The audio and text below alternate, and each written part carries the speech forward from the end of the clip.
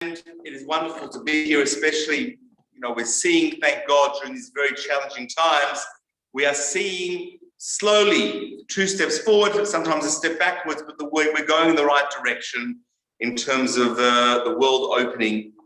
And I want to begin, first and foremost, by giving you a bit of it, for those who may not be aware, and Rabbi Lawrence did a beautiful job of summarizing, but we now find ourselves literally at the beginning of the period of the 3 weeks between the fast of Tammuz and the 9th of Av, which culminates in the commemoration of the destruction of the Beit HaMikdash, of the temple.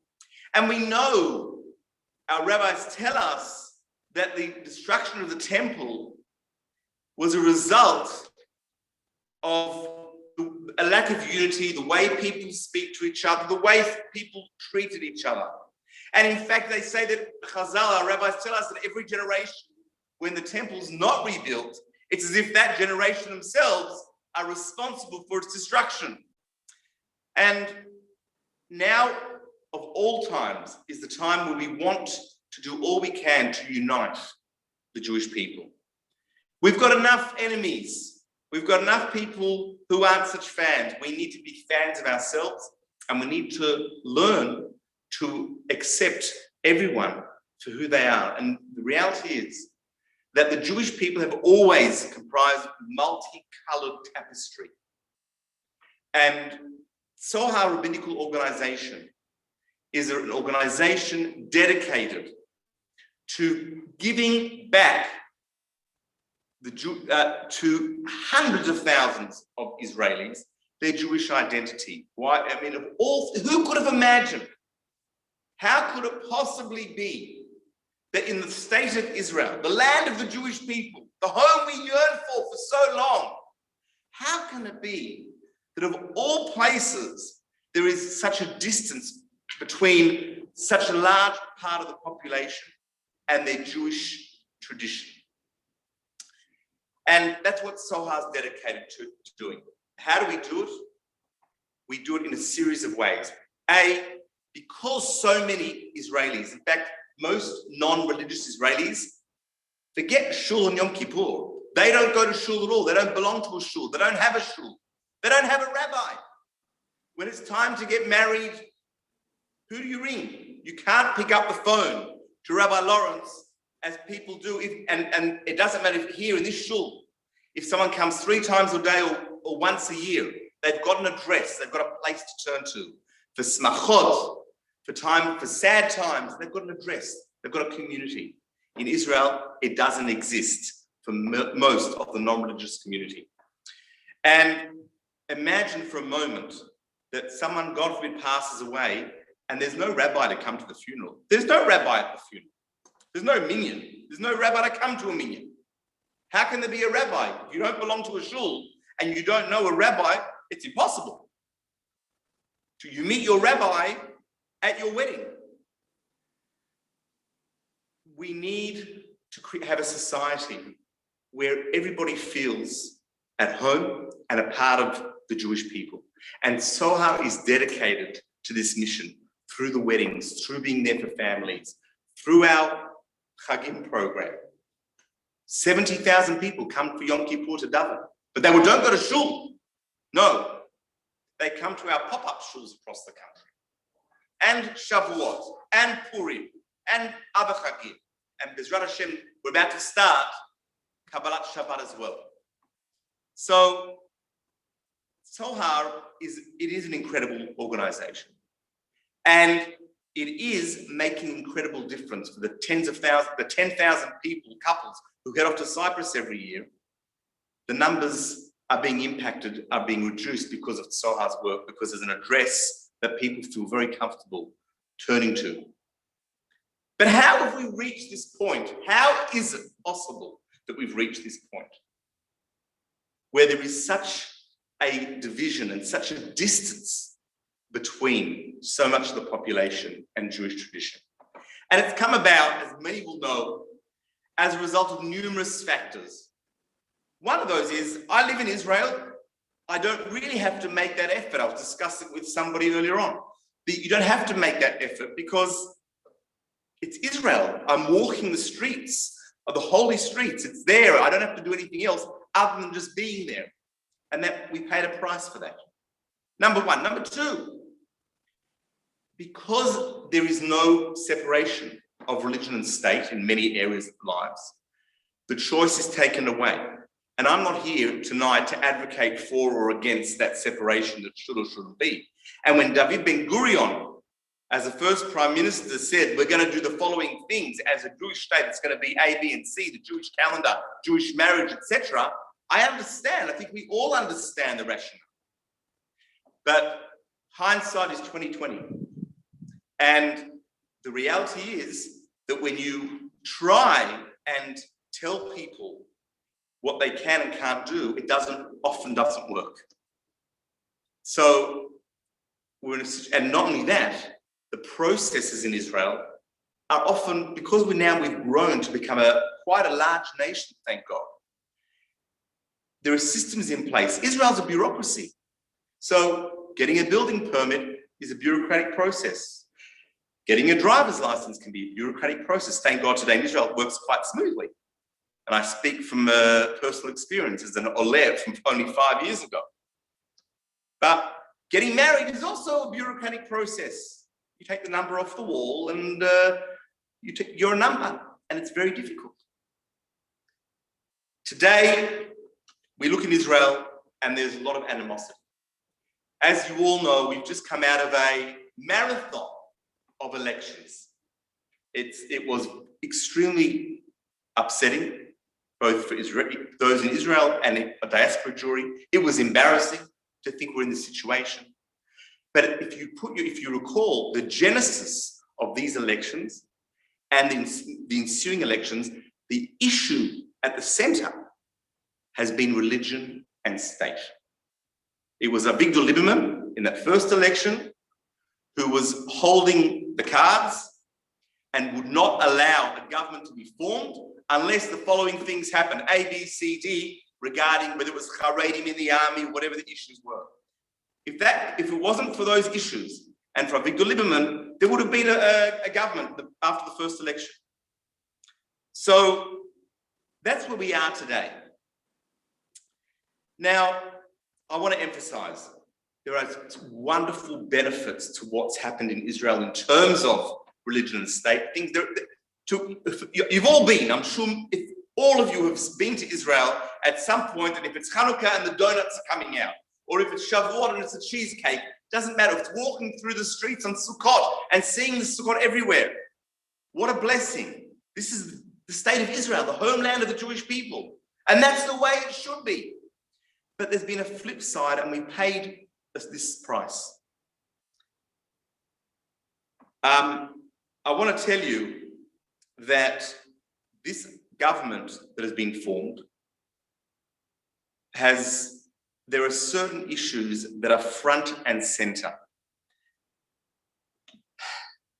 Amongst those, and I want to say one other important point. The government, and I'm not telling you something you don't already know, fragile would be an understatement. It's lasted longer than we thought it would have. And it's not nothing new to you. Everyone is aware of that. So as I talk about the issues of religion and state and the impact of the Bennett government on those issues, I say it with this, subtitle, and that is, it ain't over till it's over. In other words, there are issues coming through, but we don't know how it's going to pan itself out. If the government doesn't survive, or other things crop up that we haven't envisaged, the changes that I'm going to share with you tonight may not come to fruition. But what has come to fruition is the conversation that is happening in the halls of the Knesset. And I can tell you that today, Tzohar, as an organization, is probably one of the most commonly used words in the halls of the Knesset. Sometimes when some of the, if Yaakov Litzman is talking about Tzohar, it's not in the most endearing terms. But when many of the other parties are talking about Tzohar, it's in very endearing terms. We have a government that has sat down and come up with some policies. And I want to share those policies, and I want to share with you some of the bills that have been potentially put through the Knesset. Bill number 1, kashrut. Unfortunately, there are challenges within kashrut in Israel. At the moment, the way kashrut works is that if I have a restaurant in Tel Aviv, then I must get a kosher certification from the rabbinate in Tel Aviv. If I have a hotel in Modi'in, only the rabbinate in Modi'in can give the certification.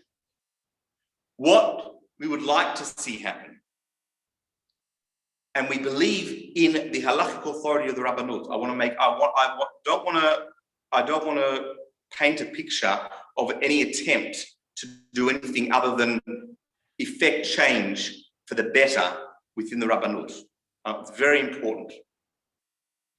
But at the moment, with each city having control, we want to deregulate the authority to various cities. In other words, if I have a restaurant in Tel Aviv, but I know that the rabbinate in Modi'in has an incredible service to offer, I can choose to go to Modi'in.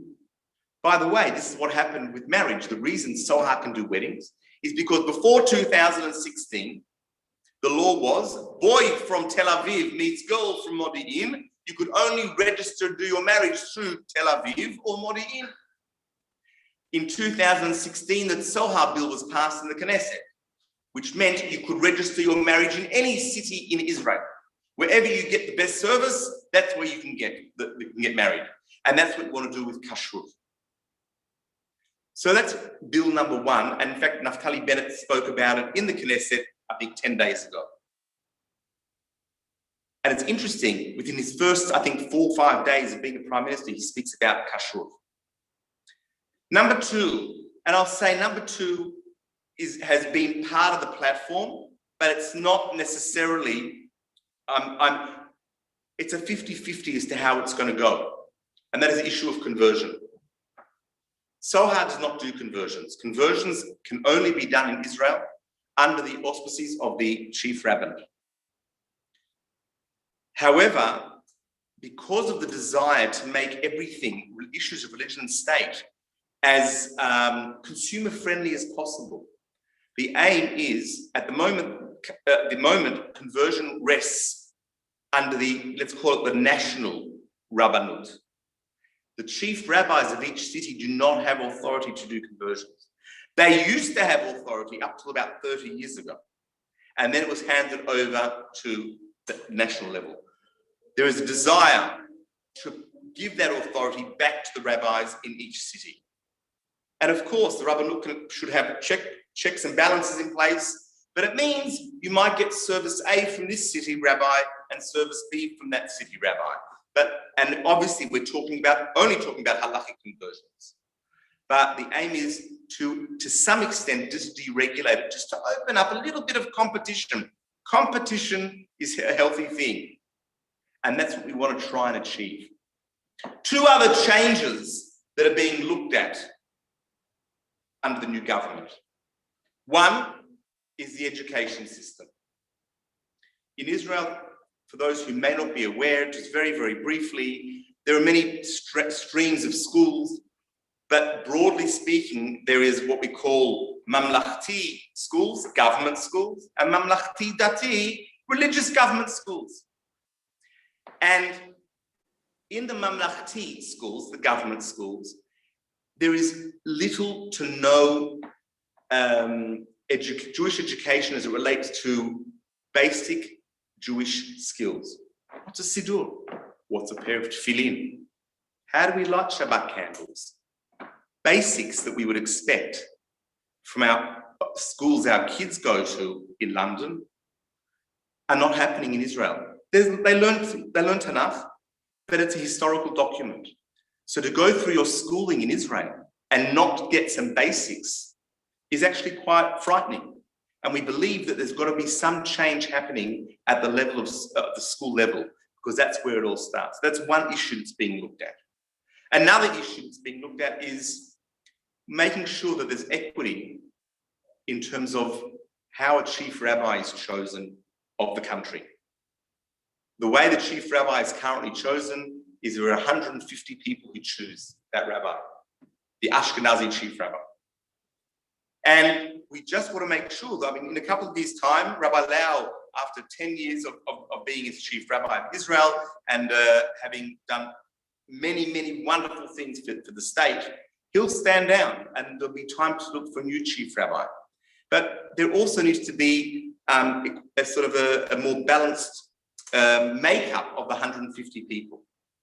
And that's something that's being looked at the moment as well. Not necessarily at a government level at this stage, but it's something that is under review, if you will. In terms of religion and state, those are probably the four things at the moment that are being looked at. There is one other thing which has come from Avigdor Lieberman, and that is the issue of civil unions. That has been, my understanding is it's come from Avigdor Lieberman, that to give people a choice between civil marriage and Jewish marriage. It's quite shocking to think that we're at that point. And I will say to you, it's not a clear-cut thing of whether there should or shouldn't be. And it sounds quite radical. I'm standing here now, I'm not speaking for Tzohar, I'm speaking as Adam Segal, but my own personal opinion is it's not clear-cut. Because if we took, in my opinion, if tomorrow we said, right, you can have a civil marriage, I think we take a massive hit in Israel. Many would choose civil marriage and reject halachic marriage. My challenge that I grapple with is, look in London. Take a family in London who belong to Kinloss or St. John's Wood or whatever, any of the United Synagogue schools. A family who might come to shul once, twice, 3 times a year. If a Jewish boy meets a Jewish girl and they're going to get married, 99% of the time, they're going to come back to the shul and they're going to have a chuppah. That's the reality. There are many cases where people meet someone who's not Jewish, and that's a different ball game. But the Jewish people have shown that we actually can make the choice. We actually do know how to choose a Jewish wedding. I'm not sitting here now saying it should be this and it should be that. All I'm saying is, for me personally, there's a lot to think about when it comes to that issue. I don't think if the decision was mine and it came to it, I don't know if I'd have the guts to say there should be civil marriages, but it's certainly something that goes over and over in my mind. So I want to just, before I sum up, and I want to get some and open the floor, we have to remember this. We're paying an enormous price at the moment for what's happened. I went to Australia a couple of years ago, and I took with me an Israeli couple to speak on behalf of Tzohar. They came to my shul that I worked in for 25 years. I was a chazan, and they came with me at Caulfield Shul in Melbourne. And as we left the shul, and I tell you, it actually looks exactly, Caulfield Shul reminds me of Finchley. It looks the same. And we walked out on Shabbat morning, and these young couple were with me, not religious. And as we walked, some people started walking home. They saw others getting into their cars. And they stopped me. I remember he grabbed me and he said to me, the gentleman, he said, what's going on? I said, well, what's the problem? These people came out of shul and into their cars. I said, yeah. So he said, why? I said, because they come to shul and in their cars. But why would they come to shul if they're not religious? Shuls are for religious people. And that was what they say out of the mouth of babes.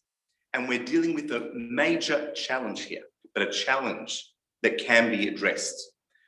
The issues of religion and state are contentious, they're emotive, it's not easy, people have the best of intentions. But it's important that we as Jews who care about the nation as a whole, who care about the state of Israel, have an understanding of what's going on, an understanding of the challenges. You know, I talk about the diaspora dealing with assimilation and Israel dealing with rejectionism. Because so often here, not always, but more often than not, I would argue, when someone assimilates, it's less about I hate Judaism because, and I refuse to walk into a synagogue, I've moved away from it. I've moved away from it. I've met a non-Jewish person, etc., as opposed to many Israelis who say, they're not going to tell me what to do. So on that note, there's a lot to be said, but I would like to sort of stop at this juncture. Are there any questions at this point from either there or from the floor? So I'd just like to thank you, Adam. Very, very informative. I'd just like to ask one initial question. There are a number of characters that you mentioned, for example, Naftali Bennett, Lieberman, of course, Bibi, all of whom have religious or Jewish views for Israel. And could you just encapsulate the key players and what are their views on church and state, religion and state? So if I take those people you mentioned, for example, Netanyahu, I actually can't tell you. And the reason I can't say definitively is because the coalition he was in prevented him from being able to do certain things. Now, whether he wanted to do them or not, the moment he would try and do something, the moment Tzohar launched Kashrut, Bibi was under immense pressure from some of the ultra-Orthodox parties to shut us down. Now, legally, he couldn't do anything about it, Bibi. His hands were tied. But he came under, I can't begin to tell you the amount of pressure he came under. So Netanyahu's government has always been a situation where he's had to keep other parties happy, and so he hasn't been able to do certain things. If we talk about Lieberman I think Lieberman will be quite happy, don't hold me to it, but quite happy if there was no religion, firstly, a complete division of religion and state. Complete division, which is why he's bringing the idea of civil unions. He is a passionate Jew and a passionate Zionist, but for his identity, the religious elements don't have to necessarily feature. And therefore, he'd be quite happy to see an absolute and total separation, allow people to choose. Naftali Bennett is our first prime minister who was a kippah wearer. Now, obviously, it doesn't matter whether a prime minister is wearing kippah or he doesn't wear a kippah. He's the prime minister. He or she is the prime minister of the state of Israel. And as far as I'm concerned, a person who proves themselves by what they do, not necessarily what's sitting on their heads. But Naftali Bennett is a unique character because he is a Shomer Shabbat person. He has come from the right. He has created a coalition that includes an Arab party and a non-religious party, left, right, and centre. And I think that we are yet to learn about where he's holding with certain elements. But I think he's out, personally, I think his agenda, obviously he wants to become prime minister, that's very, very clear. But I think he wants to find a way, and the fact that he's a very big advocate of Tzohar and the philosophy, in fact, it was said, and he has said, that Tzohar's approach to Judaism and Tzohar itself should be the yardstick for issues regarding religion and state in Israel. And I'll say the same, by the way, for Yair Lapid, who's not a Shomer Shabbat person, but is and has always been a staunch supporter of the work Tzohar does, which again is indicative that he's not anti-religion, but would like to see an inclusive and accepting approach. Are there any questions on the floor? Yes. Firstly, can I say how much I admire the work of Tzohar, and you're doing a fantastic job. Thank you. But I think the issue which you sort of touch at, but you're not prepared to sort of come at it full on, is the Haredi world's grip on Jewish life in Israel. And you are trying, up till now, the edges to try and chip away at that. There is obviously an opportunity now, for the first time, there are the Haredi parties are not in government, yeah. There is an opportunity to do things that work there. You've said that. But from my perspective, this has been a problem, particularly in Israel, that modern orthodoxy has been looking over its shoulder to the right and not being assertive in its own beliefs. And I think that there's an opportunity now for you to actually say that. And it seems to me that the Haredi world, one of the reasons, what what's happened in Israel, I don't believe that, like, obviously it's a generalization, but generally the Haredi world doesn't seem to care about Jews in the way that you do. They say they don't want to, we're going to do our own thing, and this is it, and there's no, there's no way of trying to draw up people. It's not what we're interested in. I think your point's well made. I guess I'm endeavoring to, we talk about uniting the Jewish people, and what I don't want to do is be obviously divisive. I'm happy to go an extra step forward, and I'd say the following. Firstly, we've got to separate between the office of the chief rabbi and the Haredi parties. They're separate entities. It's important to know that. The office of the chief rabbi is not political. The chief rabbinate is the chief rabbinate, and the Haredi parties are the Haredi parties. Okay, and it's very important that we make that distinction. So what my comments now refer specifically to the Haredi parties, okay, and not the office of the chief rabbi. And I say this, I want to reiterate, Tzohar is not of the opinion that I'll rephrase, our agenda is not to destroy. There are people who say there should be no chief rabbinate. There are strong voices. We don't hold that opinion. But we believe that every organization, every rabbinical organization around the world needs to always reflect and look at how things can be done even better. And Tzohar sees its role as doing all it can to affect change from within. And we've been successful, and we're seeing it. When it comes to marriages, and there was an uproar when we started with weddings. Today, we are the yardstick for other chief rabbis, how weddings should be done. That's success. We want to achieve that with kashrut. We want to achieve it in other areas as well. When it comes to the Haredi parties, I'll tell you right now, it's been nothing less than embarrassing what we've seen to the Jewish people. From my opinion, it is not Yiddishkeit, what we've seen, behaviors we've seen. And I think they have forgotten I think they represent their own constituents and are not interested in, be it the modern Orthodox, be it the non-religious, their agenda is their agenda. And let me tell you, I'll go further, COVID was simply fuel on the fire for what we deal with. And that the feelings of animosity have jumped tremendously. And they need to be out in the wilderness now. And unfortunately, they've lost sight, in my opinion, of what Torah Judaism is about. And again, I'm referring to the Haredi political parties. And I don't know what's going to change there. I don't know. I don't know how it's going to change, and I don't know what's going to change it. But I think the fact that we have a coalition today that doesn't include them at the moment, and it would be lovely. It would be a wonderful thing if they could be included with an understanding that we have to serve the Jewish people regardless of who they are, and accept people regardless of who they are. It would be a wonderful thing. We're not there yet, but your point is well made. I have a question. Could you just clarify what exactly distinguishes Tzohar from the Rabbanut?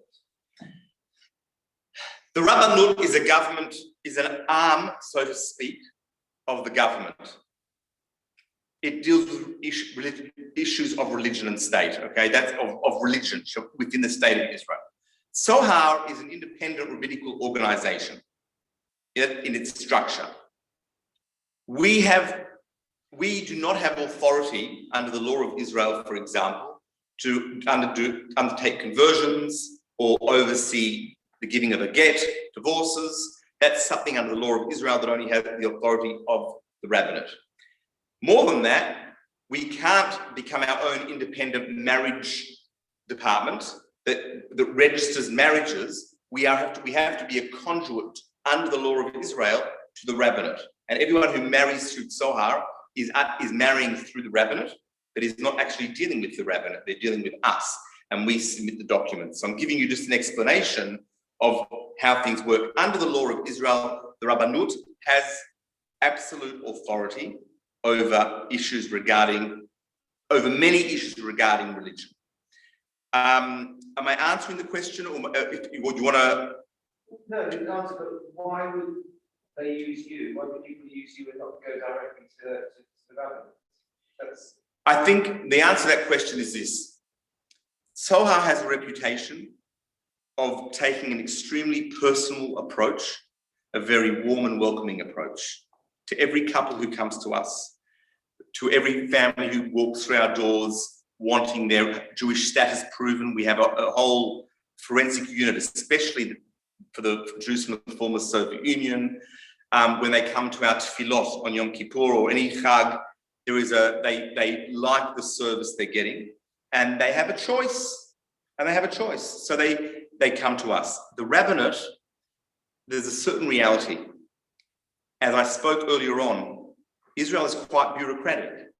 So the rabbinate does all the things it needs to do from a halachic perspective, but whether it hasn't got the manpower, whatever the case may be, they're not in a position to be giving personalized attention and having, it's Tzohar rabbi, our rabbis are all volunteers, they don't get paid.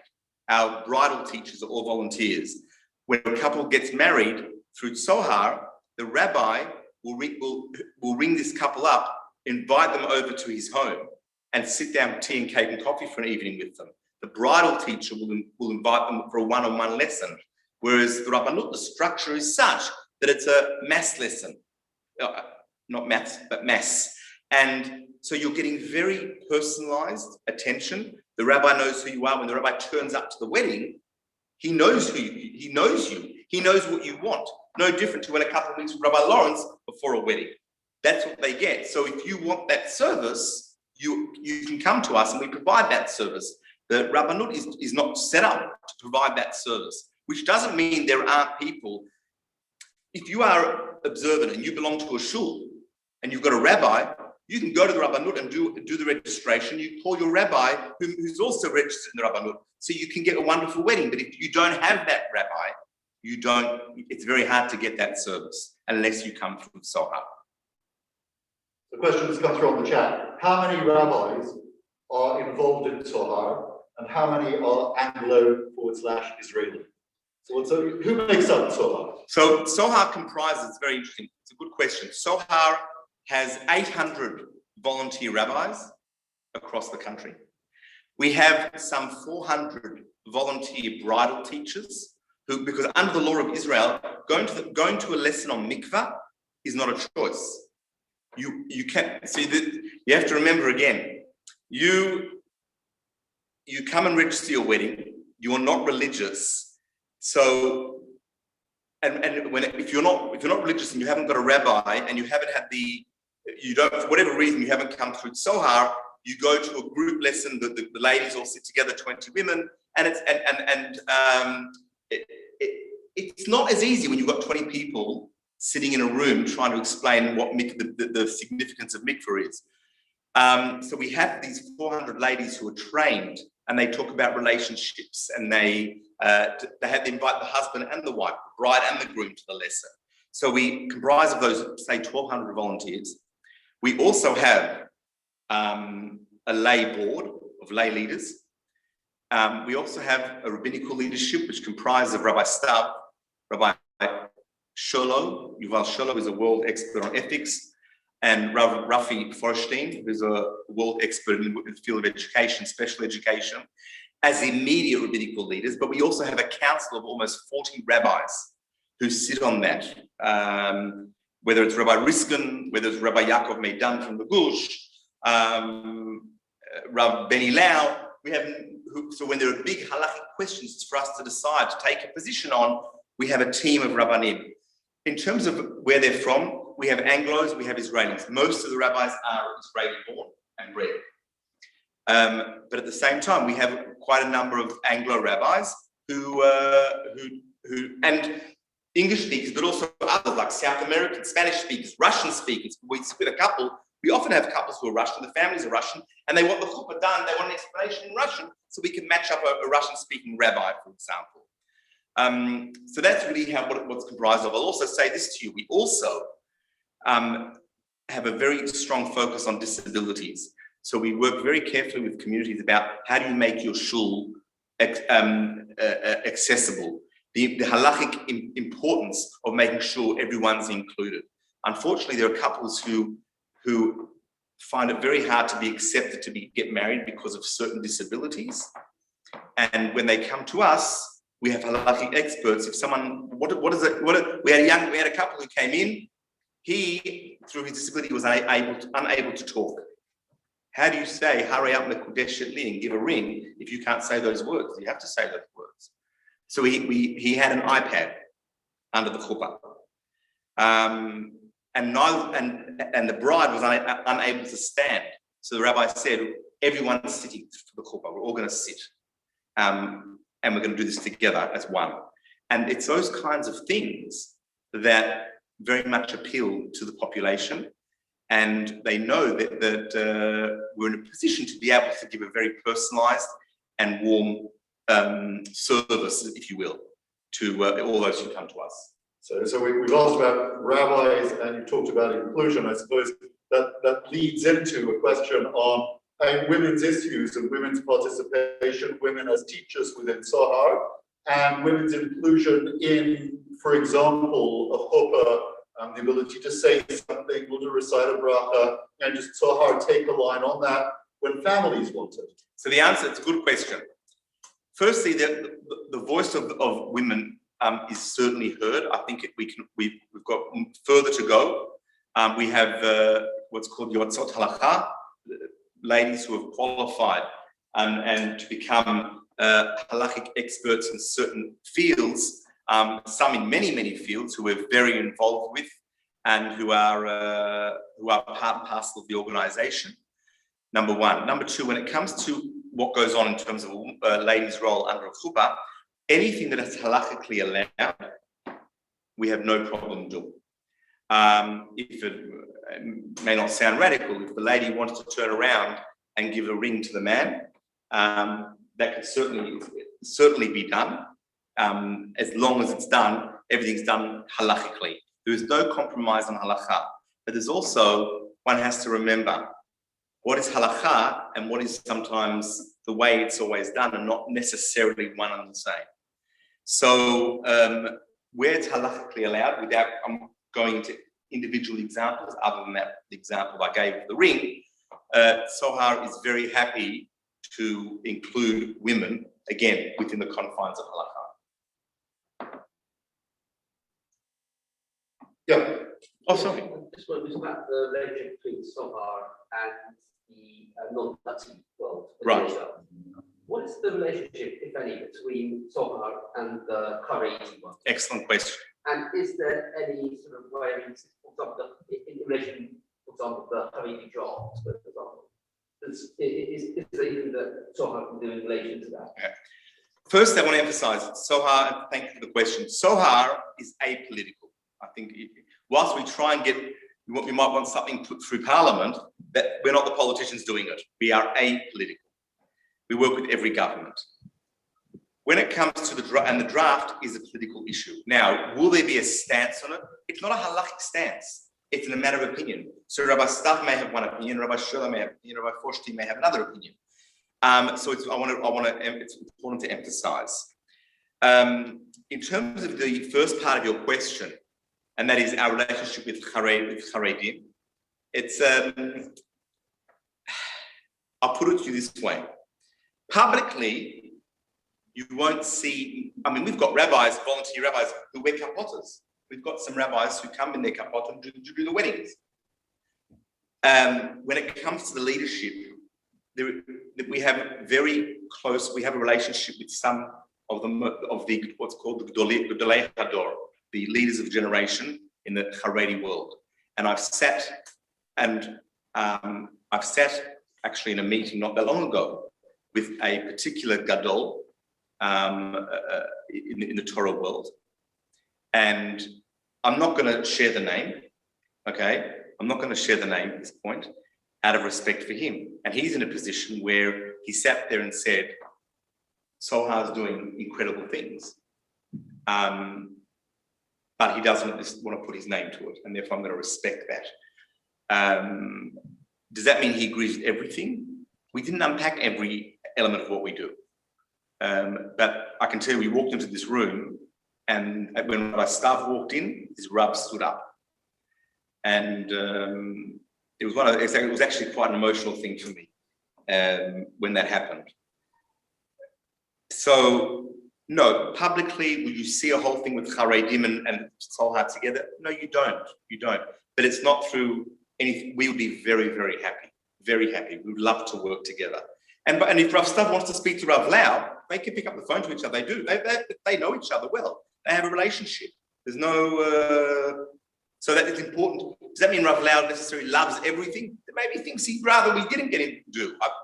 But there's a respect for what we do as well. So it's not a simple one, as you probably heard from my answer. Yes. Well, why are there so many around Israel? Okay. Firstly, the word kosher is owned by the Rabbanut. It is unlawful for anyone to use the word kosher in a restaurant. So, and I say that to you, and even Tzohar doesn't use the word kosher. Our certificates, we are called Pikuach Mazon Tzohar. Tzohar, food supervision. So, and I explain that so you understand the status of kashrut in the country and where the authority is. That's number one. Number two, it's probably very hard for the rabbinate, I believe, to, for whatever reason, to manage certain details of what goes on. It can be challenging. There was a report done into kashrut, not by Tzohar, by the government. It was released, I think, at the beginning of 2017, 18 from memory, 18. It was about 115 pages. And it was found there were challenges. I'm sure that you would find in any, I think any organization, if you do a review, you'll always find areas in need of improvement. And there were certainly areas in need of improvement. And because, what are those areas? Those areas in the report, it's a public document. Sometimes you have a situation where kashrut, for example, where the mashgiach wasn't necessarily going into the kitchen and doing the job that he was supposed to do. And other areas, other challenges that exist. And because of that, and the rabbinate is aware of them, and the rabbinate would like to fix them. It's not as if the rabbinate's saying, oh, that's fine. No, they know that it's not easy to fix them. And what we believe is that having competition at a certain level is going to enhance kashrut. What our vision is, and we've told the Rabbi Lau, and we said it then and we say it now, for the chief rabbinate to oversee halachic standards of kashrut. To simplify it, here are the 20 things that must happen, for example. If then our vision is, if Adam Segal wants to come along and give a hechsher to a restaurant, to be able to do that, I would have to go to the Rabbanut, get approval to give a hechsher, and then go out and give hechsherim around. And the Rabbanut would monitor what I do, monitor me, but not get involved in the hashgacha on the ground. That's our vision. So there'll be lots of different kashrut organizations, but all have been given approval to do their business and do their work by the Rabbanut. At this stage, it's not what the chief rabbinate wants at the moment. And therefore, we went ahead and launched our Pikuach Mazon, our kosher food supervision. But we believe that by opening up that competition, if there is that opportunity, and at least at this level now, between the city rabbis, it's competition, whichever way it is competition. It can only be a healthy thing, as long as there are checks and balances. It cannot become a free-for-all. Conversion can't become a free-for-all, kashrut can't become a free-for-all, but there's no reason why these issues can't be embraced if they're done in a way where there's a wonderful service, there's transparency, there's professionalism, all those things that are needed, and they will gain the respect they all deserve. but things have to be done. I think the key word is absolute and total transparency, and competition can be a very, very healthy thing.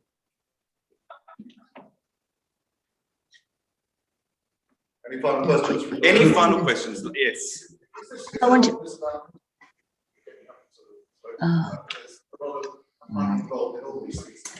There is a lot of money in the kashrut industry.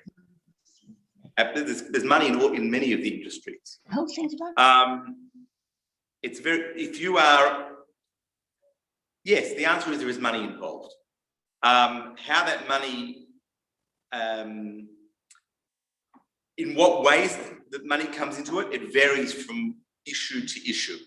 Okay, I will tell you that if I'm a rabbi doing a wedding, okay, I will often, and one can say justifiably, not justifiably, I'm not going to pass judgment, but I come to the wedding and I would like cash in hand before I start the wedding. Now, some people might say that's okay. Some people might say that's not okay. We decided as Tzohar that our rabbis are not allowed to accept any money. We try to keep money out of it. But in the wedding industry, there is money involved. There is money that moves. Even the rabbin's got to run. There's nothing wrong, in my opinion. The rabbin must charge money for weddings. They've got to run the organization. Every rabbinate has to charge to be able to run itself.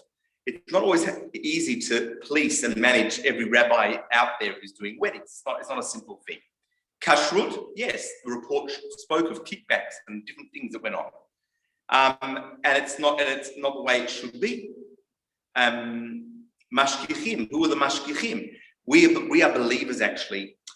One of the things in the report showed that the mashgichim with the Rabbanut are employed by the shops or the restaurants, should I say, which sometimes can cause conflict if you're an employee. So our system is that they don't employ them, we employ mashgichim, and if they have to report an issue in a shop, they know they're safe because they'll be put somewhere else. So there are certain challenges, practical challenges that come up, and that's why we feel there needs to be that competition out there. I know the time's getting on, and I wanted to make just to close and say the following: we are in the middle of the 3 weeks. The Jewish people, we are an incredible nation, incredible people. And you know what? There's a place, and there needs to be a place for everyone. From the person who doesn't come to shul ever, to the person who goes 3 times a day, to the kippah sruga wearer, to the velvet kippah wearer, to the kapota wearer, to this wearer, to that wearer. We are one nation. And our ultimate goal has to be, when I say unity, there'll always be differences, and that can be a healthy thing as well. But we have to nurture a mutual respect for one another, and acceptance of one another, and going out there with the theme of avat chinam, love, sense, just respecting each other. And we also have to remind ourselves of one more thing. We're excellent judges. We're very good at sitting around Shabbos tables and talking about this one didn't, that one didn't, they shouldn't do this, they shouldn't do that. Did you see him or did you see her? And I'm guilty. I'm guilty. But we have to somehow or another be able to look at another person, and this situation, another Jewish person, and accept them for who they are, and reach out, not to make, and Tzohar is not, our agenda is not how many people can we make Shomer Shabbat, that's not our agenda, but how many people can we give back their identity to, so because they are central and fundamental parts of the Jewish people. And Bezrat Hashem, this coming 3 weeks will give us all the chance to look and see what we can all do as individuals, as communities, and as a nation to further unite the Jewish people. Thank you very, very much. Thank you. Thank you very much, Adam, and I'll just move over to this microphone, this camera. Thank you, everyone, for joining us both here and online. It's wonderful. Thank you for your presentation, the clarity, the different initiatives that you spoke about through Tzohar. I'd like you, please, to convey to Rav Stubb our appreciation for everything that he is doing to bring the Jewish worlds together, but also very significantly over the last year, He has been a conduit for rabbis around the world in sharing expertise from Israel on how we should approach COVID, how we should approach communities. He has brought us together, and it's been wonderful for me to be able to share with rabbis internationally, many friends who I've met through my study and experience, and to share profound wisdom from Israel. And whether it is from chief rabbis or Natan Sharansky, who was facilitated through Tzohar, and Rav Stav giving him his time to speak to us as a community directly. And all of that has been very much appreciated. So the work that is done in Israel resonates, and it is very exciting for us to see how Tzohar is being embraced by the political establishment, even at arm's length, but is being embraced and is being recognized. It offers hope for a bringing together of our people, and as you talked about, ahava rather than sinat chinam over this period. And any government that is able to work on that as an agenda, I think, and incorporate those ideas is something that we hope will have some stability over the next years. Thank you for your time. Thank you very much. much. Thank you for your work. Thank you, Rabbi. Thank you.